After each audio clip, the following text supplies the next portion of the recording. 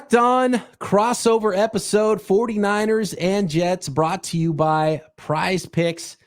Guys, this is it. What has to happen for the Jets to win? What has to happen for the 49ers to win? We've got three keys here, three must-dos. John, we're going with the away team first. What are the three must-dos for the Jets to win against the 49ers Monday?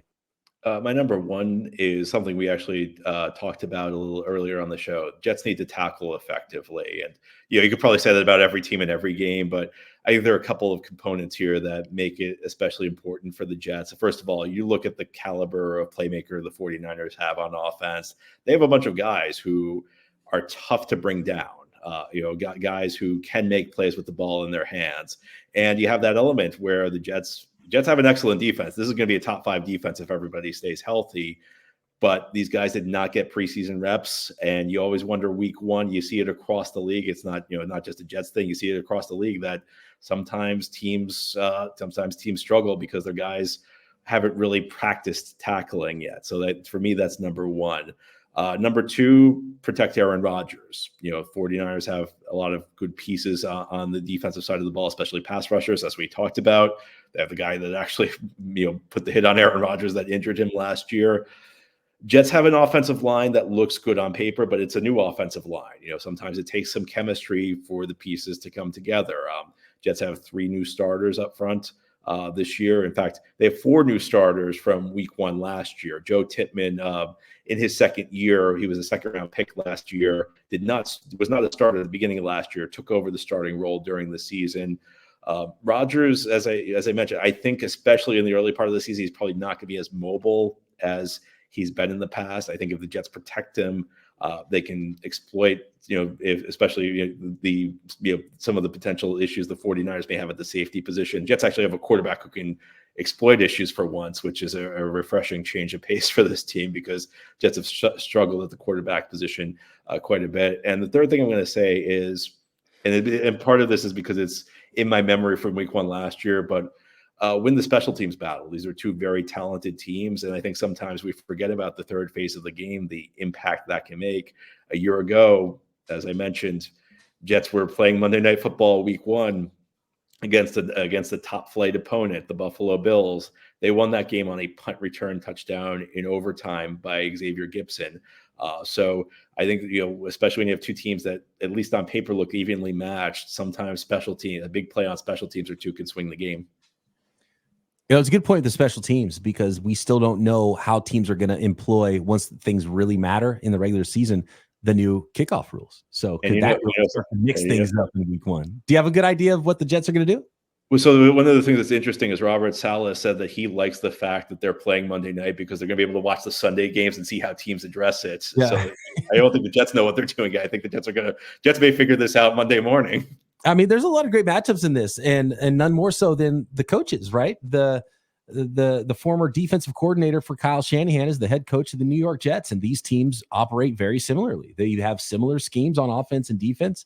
They are both teams that want to run the ball, have a dynamic dual threat running backs. They have 2 of the best defenses in the NFL, and Croc, they both have future Hall of Fame quarterbacks. So that's really interesting that these 2 teams are matched up on Monday Night Football.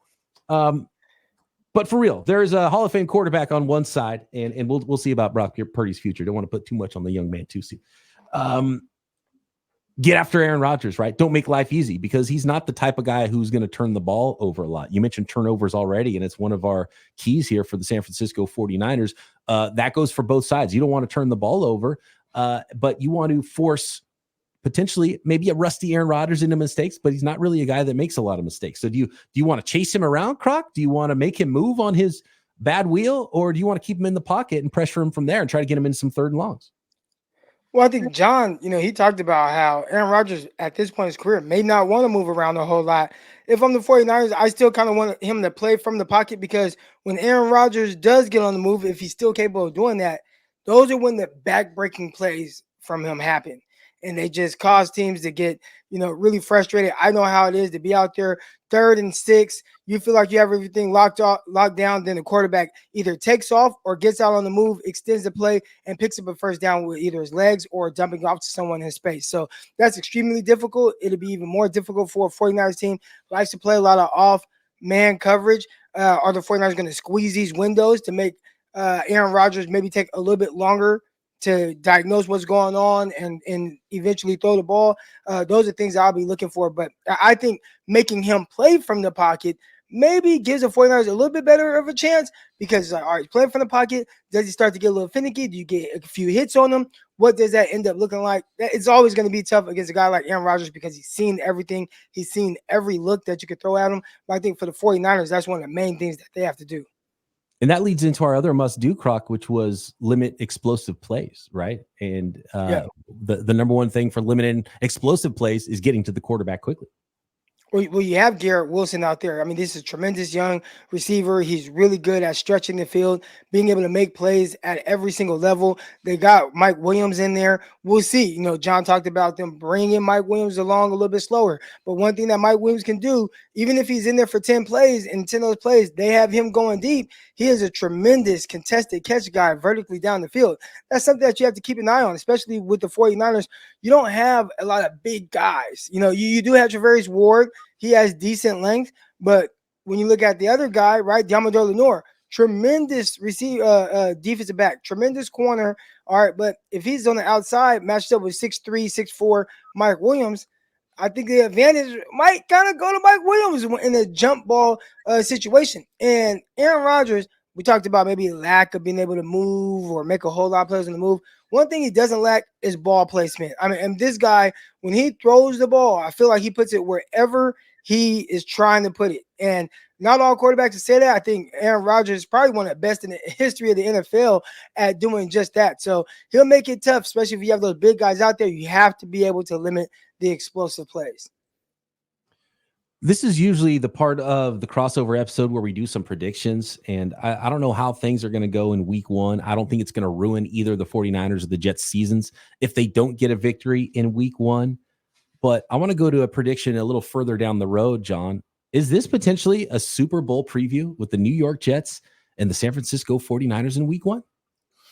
I've been burned so many times by the Jets in the past. So you learn as a Jets fan not to like let your guard down. But I think this Jets team could be really good this year. I think they already have the defense. Now you're bringing Rodgers back into the mix. And, last year, the Jets had a lot of Super Bowl talk, but heading into the season, I think there was some skepticism about it because they did not have the offensive line that, that you need to have a championship team. This year, they brought in Tyron Smith. They also traded for Morgan Moses from Baltimore. So I feel a lot more confident about the offensive line this year. And look, the 49ers have played in the NFC Championship game at least every single year. So I think the 49ers clearly are the team to beat in the NFC. I think this definitely could be a Super Bowl preview. Well, we know the 49ers are going to get there. We just need the Jets to handle their business and meet the 49ers in New Orleans. I believe the Super Bowl's in New Orleans this year, Super Bowl 59 in February. So maybe this is just a preview, and we'll be talking to you in about 6 months here, John, about another matchup between the 49ers and Jets. Wouldn't that be something? That would be. Well, I used to say this when Adam Gase was here. I used to say it and it was a joke, and it's so different now that it actually could happen. Well, look, if you could just go from maybe the worst quarterback play in the league to Hall of Fame level quarterback play, it's a pretty big difference.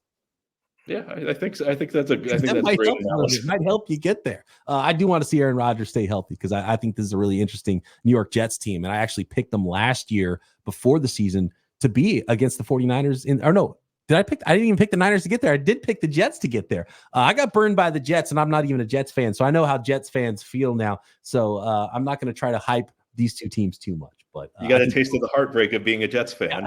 Yeah, exactly. I can appreciate it now. All right. If the 49ers continue to look at Patrick Mahomes as the boogeyman, if there's anyone cocky enough to feel like they can go in there and just take down Patrick Mahomes and the Kansas City Chiefs, I feel like it's Aaron Rodgers. So, we talked about keeping him in the pocket and whatnot. Man, just keep this guy healthy. Hopefully he plays the entire season so he can do a little heavy lifting for the 49ers.